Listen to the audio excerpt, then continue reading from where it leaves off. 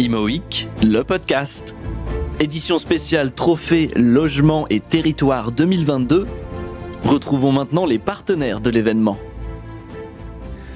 Emmanuel Oignon, bonjour. Bonjour. Président du groupe Quartus. Merci de votre fidélité au Trophée Logement et Territoire. C'est un plaisir de vous accueillir aujourd'hui. D'autant que, avec Quartus, vous êtes partenaire d'un trophée et pas n'importe lequel, je crois. Le Trophée du patrimoine. Exactement. Une nouveauté cette année. Oui, qui est une nouveauté. Qu'est-ce qui vous a donné envie, justement, de vous investir sur ce sujet qu'est le patrimoine ? Si vous voulez, d'abord, ce qui est certain, c'est que on va construire moins en France et on va construire en faisant sans doute plus attention à ce qui a déjà été construit, réalisé, à notre patrimoine, justement. Et donc, cette attention particulière, d'abord, je trouve que c'était bien de la souligner avec ce premier trophée, et elle va nous obliger à l'avenir à régénérer ce patrimoine délicatement, comme on a l'habitude de le faire, en tout cas chez Quartus. Donc voilà, donc je me sens à l'aise avec ce sujet-là. Et en plus, cette année, on offre ce trophée, on récompense le général Puga, qui est un homme formidable. Vous pouvez nous en dire deux mots, justement? On l'aura tout à l'heure, j'espère, au micro, mais... D'abord, Général Puga, c'est quelqu'un qui a mis sa vie au service des autres, au service des Français, au service de la France et de son patrimoine aussi. C'est quelqu'un qui est un amateur éclairé d'art, mais aussi d'histoire. C'est quelqu'un peu commun aussi, qui a eu un destin quand même assez incroyable. Il a été directeur des renseignements militaires en France, mais il a eu et je crois que c'est très rare, je sais même pas si ça a déjà existé, il a été chef d'état-major particulier de deux présidents de la République, de François Hollande et de Nicolas Sarkozy. Et je peux vous assurer que il a du patrimoine en lui. Voilà, il a quelques histoires de toutes ces aventures qu'il a eues. Et puis il a été aussi général, chef de corps, général d'armée, etc. Et donc c'est une figure de notre histoire, de notre patrimoine. C'est un garçon formidable. Moi, j'ai eu le privilège de déjeuner plusieurs fois avec lui, de le côtoyer en particulier. J'avoue que c'est vraiment un plaisir de le retrouver ici, au milieu des acteurs de l'immobilier. C'est quelqu'un qui arrive en plus en fin de parcours à la grande chancellerie, qui va sûrement mettre ses valeurs à nouveau au service de causes de solidarité, et donc ce sera intéressant de l'accompagner, de continuer à être à ses côtés pendant au cours de cette nouvelle vie qu'il est en train de s'organiser. En tout cas, on sent bien à vous écouter que c'est une fierté pour vous et pour Quartus d'être associé au nom du général Puga. Oui, c'est vraiment un honneur, un plaisir d'abord, et un honneur aussi de le recevoir ici et de pouvoir lui remettre ce prix.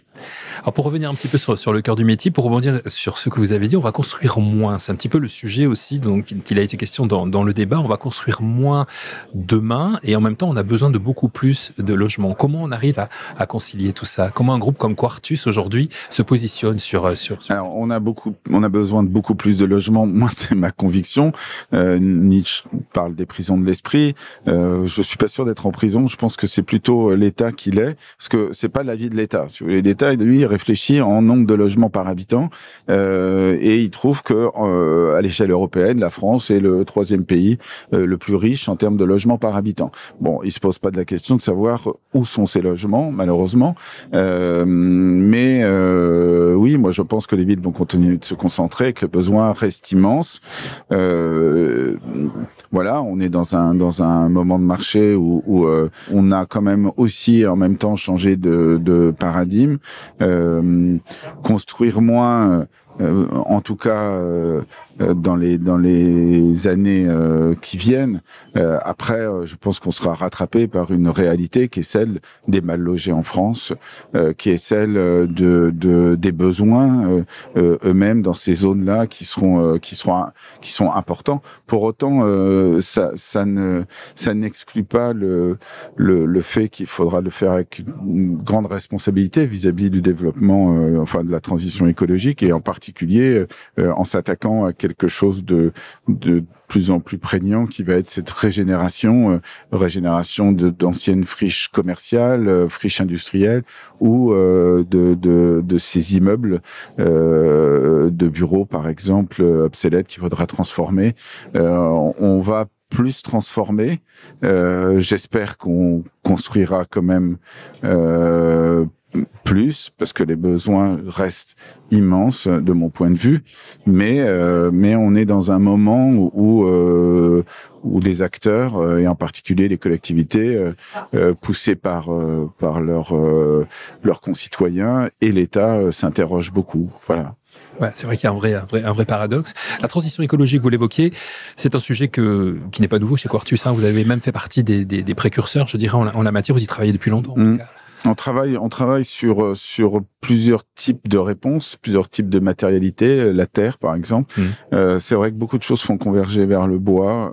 Moi, j'ai quelques réserves à ce tout bois, parce que simplement la filière est pas totalement organisée. Et ça vient surenchérir le prix de façon importante. Et puis le bois n'a pas d'inertie. Donc, moi, je crois plutôt aux solutions mixtes, qui comme réponse à ce défi, qui n'est pas uniquement d'ailleurs sur le sujet de la matérialité, mais entre autres sur ce sujet-là, oui. Ouais, mix, c'est-à-dire le bois avec des matériaux inertiques. Ça peut être du béton bas carbone, ça peut être de la terre, ça peut être il peut y avoir d'autres, des solutions qui sont pas des solutions uniques. Quels sont vos objectifs aujourd'hui chez Quartus en ce début d'année 2023 ? On arrive souvent, quand on est en début d'année comme ça, avec cette idée-là de savoir vers où vous allez en fait. Écoutez, nos objectifs cette année, ça va être, on est dans un moment de marché qui est particulier, puisque c'est celui où on assiste à la fois à une crise de l'offre et une crise de la demande en même temps. Donc, un des sujets principaux de cette année, c'est se concentrer sur le sujet de bien servir nos clients et de bien vendre nos projets. On a 29 lancements cette année, c'est un gros enjeu. Mais là, je pense que il faut que j'y aille, parce que le général m'appelle. Ouais. C'est l'appel du général. Pas le 18 juin, mais il faut que j'y aille. En tout cas, merci beaucoup. Merci à vous. À très vite. Merci.